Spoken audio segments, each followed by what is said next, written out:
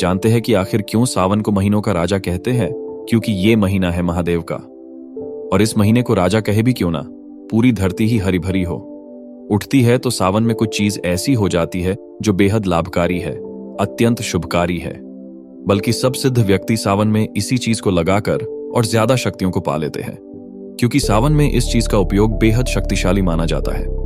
इन चीजों से आप खुद को भी और अपने घर को भी सदा के लिए कवचित कर सकते हैं। नमस्कार दोस्तों, आपका हमारे चैनल में हार्दिक स्वागत है। दोस्तों, आज के इस वीडियो में हम बात करेंगे घर को किस प्रकार कवचित किया जाता है और बड़ी आसानी से छोटी छोटी चीजों के ही माध्यम से घर को कवचित किया जा सकता है। क्योंकि जैसा कि आप जानते हैं कि आजकल शत्रु का स्वभाव बहुत ही ज्यादा बढ़ गया है। एक दूसरे को देखकर इतना ज्यादा जलते हैं कि एक दूसरे पर तंत्र मंत्र, तांत्रिक क्रिया एवं टोने टोटके आदि वगैरह कर देते हैं। और सबसे बड़ी खास बात तो ये है कि इन टोने टोटकों को करने के लिए कुछ भी विशेष चीजों की आवश्यकता नहीं होती है। आमतौर पर गृहस्थी वाले लोग ही इन चीजों को कर भी देते हैं और एक दूसरे को परेशान कर देते हैं। और जब भी ऐसा होता है तो इससे व्यापार अगर आप करते हैं तो व्यापार ठप जैसा हो जाता है। कर्ज की जो समस्याएं होती हैं वो बहुत ज्यादा बढ़ जाती हैं। जैसे घर में कोई योग्य कन्या हो शादी के लिए तो उसकी शादी में बाधा उत्पन्न होती है। तो इस प्रकार की बहुत सारी चीज घर पर अगर कर दी जाती है तो घर की सारी चीज और सभी काम एक के बाद एक बिगड़ना लग जाती है। यही कारण है कि आजकल बहुत सारे लोग परेशान भी रहते हैं, क्योंकि अपनी ही जान पहचान में लोग इस प्रकार की तंत्र क्रिया या टोने टोटके आदि कर देते हैं और शत्रु जैसे स्वभाव बनाते हैं।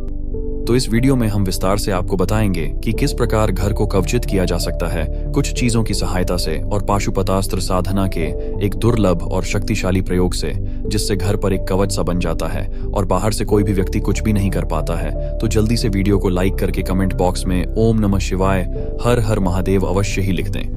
अगर अभी तक आपने हमारे चैनल को सब्सक्राइब नहीं किया है तो तुरंत चैनल को सब्सक्राइब करके बेल बटन भी अवश्य ही दबा कर रखें, जिससे इसी प्रकार की खास जानकारी वाले वीडियो आपको हमेशा सबसे पहले मिलते रहा करें। तो दोस्तों, सबसे पहले चीज तो ये है कि इस चीज को आप ये जानना आपको बहुत ज्यादा जरूरी है कि ये चीज करवाई कैसे जाती है और कैसे घर पर हो भी जाती है। क्योंकि जैसा कि पिछले काफी वीडियो में हमने आपको बताया भी है कि हर एक इंसान का अपना ही एक ऊर्जा का मंडल होता है।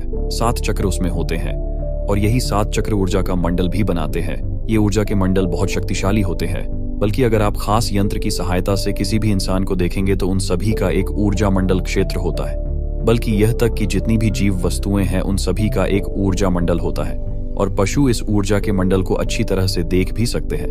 पेड़ों का और पौधों का अपना ही एक खास ऊर्जा मंडल होता है और तंत्र क्रियाओं में इसी ऊर्जा के क्षेत्र को प्रभावित किया जाता है। जैसे कि आपका जो घर है उसका ऊर्जा का एक क्षेत्र होता है और शत्रु टोने टोटके से इसी ऊर्जा के क्षेत्र को प्रभावित करता है, जिससे घर का ऊर्जा का क्षेत्र बिल्कुल बिगड़ जाता है। और इसी को कहा जाता है घर का बंधन। घर का बंधन अगर हो जाए तो उस घर में कभी कोई आदमी खुश नहीं रहता है। हमेशा उसके मन में ये ख्याल आता है कि जैसे घर छोड़कर भाग जाऊं, और घर में घुसते ही उसे परेशानी होने लगती है। लड़ाई झगड़ा और गृह क्लेश इसी का परिणाम होते हैं।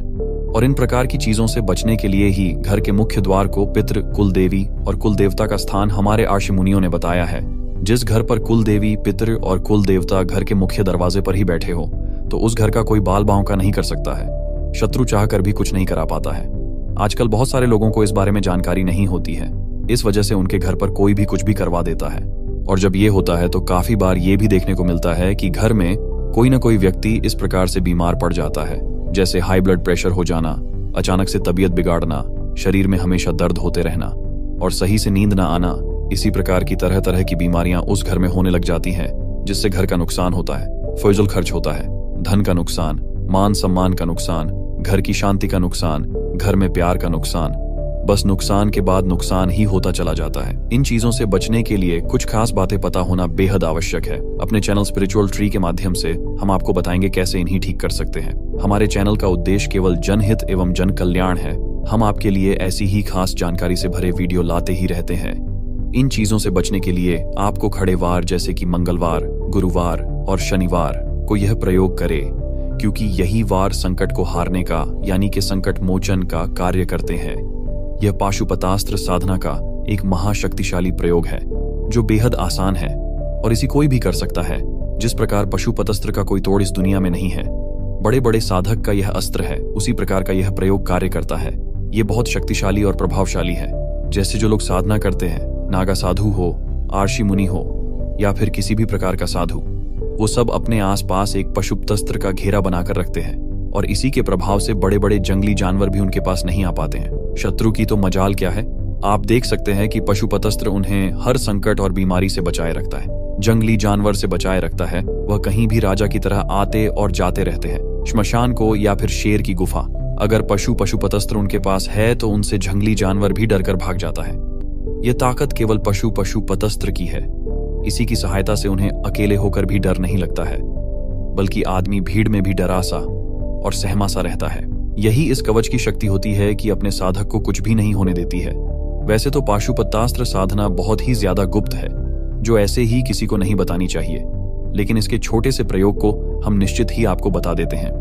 तो दोस्तों, जब भी अगर आपको ऐसा लगता है कि आपके घर पर कोई कुछ करवा रहा है या आपके घर में परेशानी उत्पन्न कर रहा है, शत्रु परेशान कर रहा है, और खासकर कि इस चीज को देखें जो आपका बहुत ज्यादा करीबी रिश्तेदार बनकर दिखाता है और आपसे बहुत मीठे बोल बोलता है, लेकिन आपके ही घर में फूट डालता है, आपके ही बच्चों में, आपके परिवार में लड़ाई लड़वाता है।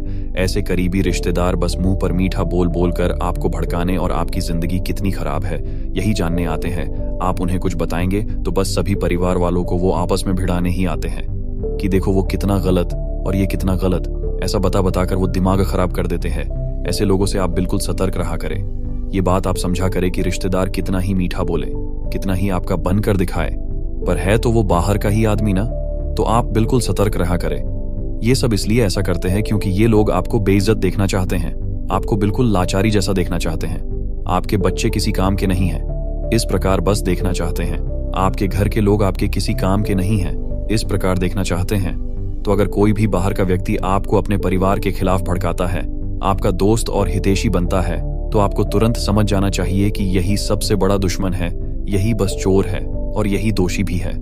काफी बार तो यूं भी देखने को मिलता है कि यही लोग जो आपसे मीठे बोल बोलते हैं, आपसे मिठाई में कुछ डालकर, कुछ खाने पीने की वस्तुओं में कुछ डालकर आपको खिला देते हैं और आपकी बुद्धि को बिल्कुल अपने वश में करके रखते हैं।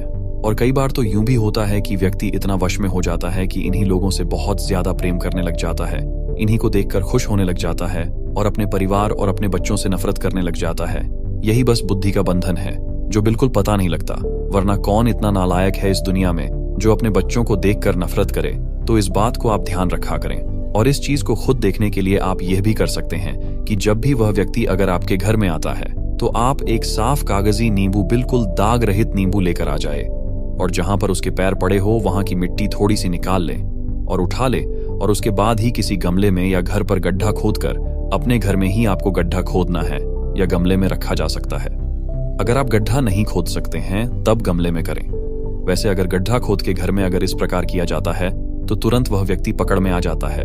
जहां पर उसके पर पड़े हो वहां की मिट्टी उठाकर उसे नींबू के साथ बांधकर गड्ढे में या किसी गमले में आपको दबा देना है और इसको 1 हफ्ते तक वहीं दबा कर रखना है और 1 हफ्ते बाद यह नींबू निकाल लेना है।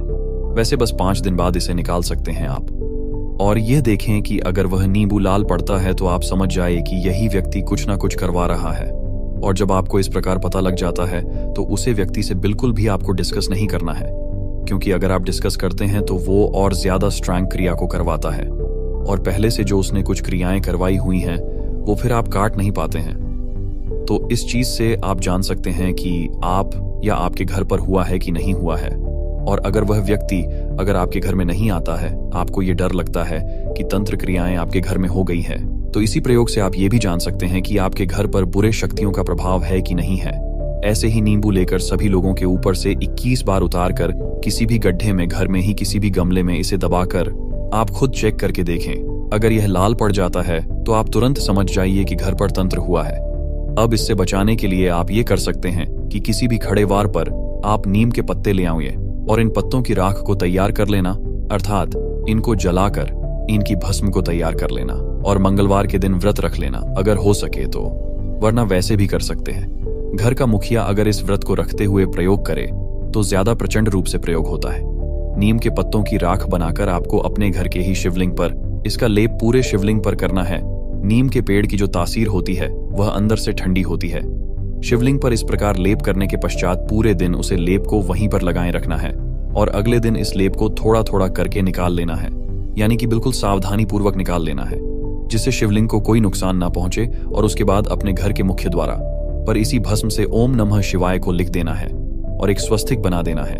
घर के मुख्य द्वार से लेकर खिड़कियां या जहां आपको लगे कि यहां सबसे ज्यादा नेगेटिविटी है तो वहीं पर इस राख से स्वस्तिक को बनाते जाना। घर की छत आदि सब जगह बना लेना। ऐसा करने से वहां पर एक कवच सा चढ़ जाता है। नीम के पत्तों में खास ऊर्जा होती है जिससे नकारात्मक ऊर्जा डर कर भागती है। यही वजह है जब स्त्री को बच्चे पैदा होते थे पहले गांव में तो दाई नीम की झाड़ी सबसे पहले मंगवाती थी जिससे कोई नकारात्मक ऊर्जा प्रवेश ना कर पाए।